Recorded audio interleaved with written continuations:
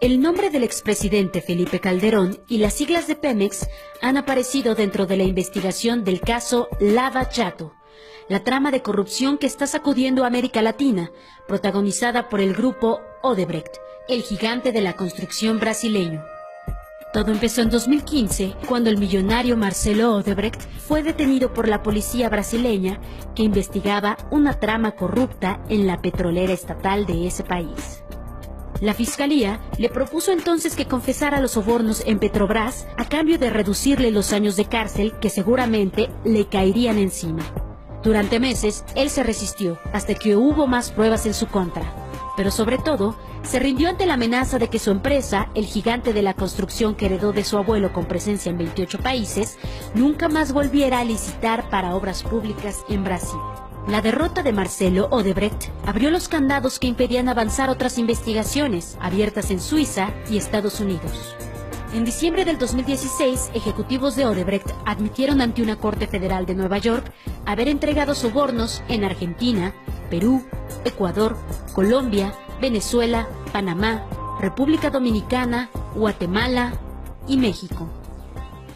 El nombre de Felipe Calderón apareció en un correo electrónico entre dos ejecutivos de ese consorcio, Roberto Prisco Ramos y Alexandrino Alencar, quienes gestionaron una reunión entre Calderón y el expresidente de Brasil, Luis Ignacio Lula da Silva, para cerrar un negocio en Pemex que les dejaría ganancias de unos $2.000 millones anuales.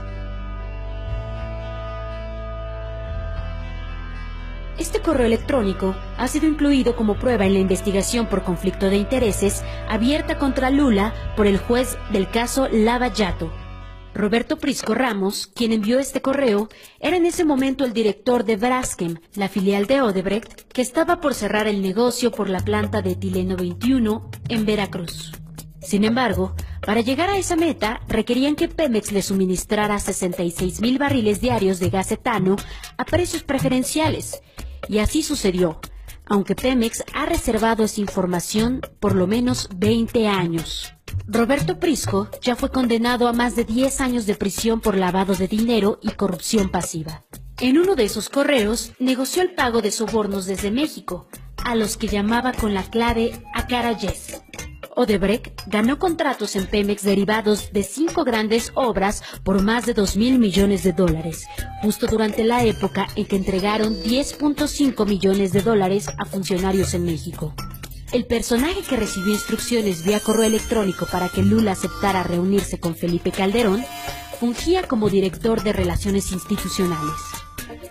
Al menos 3 delatores dentro del caso Lava Jato lo han descrito como el responsable de pactar los sobornos en el extranjero.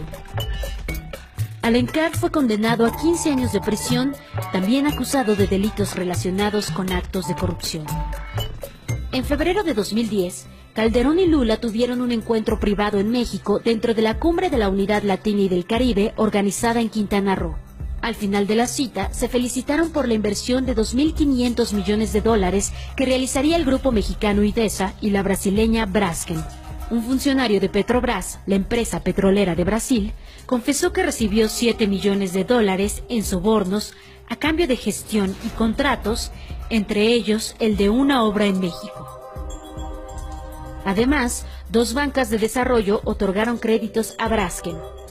En octubre de 2011, el entonces director de Odebrecht fue invitado a comer a la residencia oficial de Los Pinos. Felipe Calderón abrió las puertas de la casa presidencial para albergar una reunión que en forma excepcional se realizaba fuera de Brasil. Marcelo Odebrecht llegó acompañado de Carlos Fadigas de Sousa, quien también está acusado de corrupción. 9 meses antes de esta comida, Calderón se había reunido con Fadigas en el marco del Foro Económico de Davos, en Suiza, país en donde Odebrecht movió $211 millones en cuentas secretas para el pago de sobornos. En 2010, Odebrecht patrocinó al organismo oficial para combatir la corrupción en México, la Secretaría de la Función Pública, para la organización de un encuentro internacional de control de obra pública. Paradójicamente, la misma función pública ahora en el gobierno de Enrique Peña Nieto investiga los pasos de Odebrecht en México.